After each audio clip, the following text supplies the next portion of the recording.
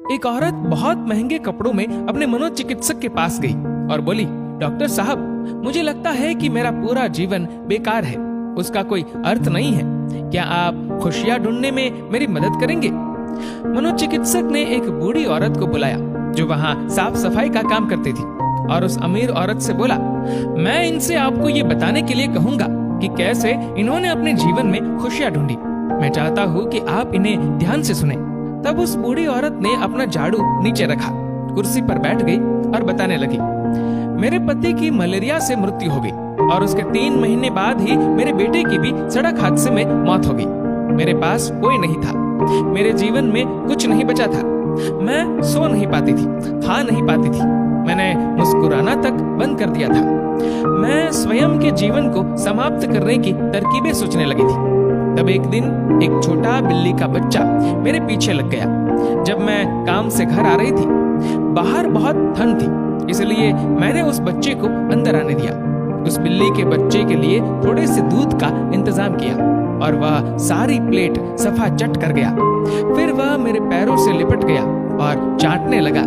उस दिन बहुत महीनों बाद मैं मुस्कुराई। तब मैंने सोचा, यदि इस बिल्ली के बच्चे की सहायता करने से मुझे खुशी मिल सकती है, तो हो सकता है कि दूसरों के लिए कुछ करके मुझे और भी खुशी मिले। इसलिए अगले दिन मैं अपने पड़ोसी के लिए, जो कि बीमार था, कुछ बिस्किट्स बनाकर ले गई।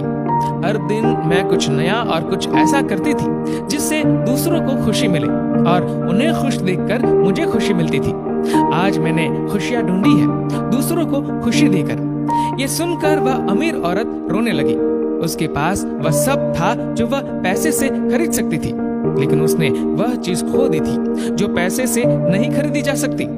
मित्रों, हमारा जीवन इस बात पर निर्भर नहीं करता कि हम कितने खुश हैं, अपितु इस बात पर निर्भर करता है कि हमारी वजह से कितने लोग खुश हैं। चलिए जानते हैं आखिर मुस्कुराहट का महत्व क्या है। अगर आप एक अध्यापक हैं और जब आप मुस्कुराते हुए कक्षा में प्रवेश करेंगे तो देखिएगा सब बच्चों के चेहरों पर मुस्कान छा जाएगी।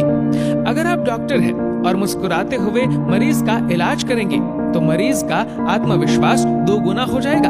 अगर आप एक गृहिणी है तो मुस्कुराते हुए घर का हर काम कीजिए, फिर देखना पूरे परिवार में खुशियों का माहौल बन जाएगा। अगर आप घर के मुखिया है तो मुस्कुराते हुए शाम को घर में घुसिए, देखना पूरे परिवार में खुशियों का माहौल बन जाएगा।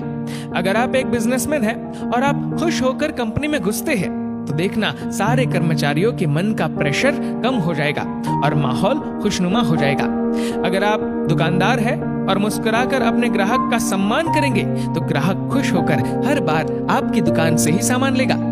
कभी सड़क पर चलते हुए किसी अनजान व्यक्ति को देखकर मुस्कुराइए, देखना उसके चेहरे पर भी मुस्कान आ जाएगी।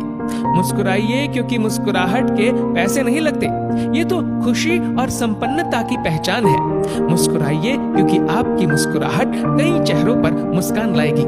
मुस्कुराइए क्योंकि ये जीवन आपको दोबारा नहीं मिलेगा।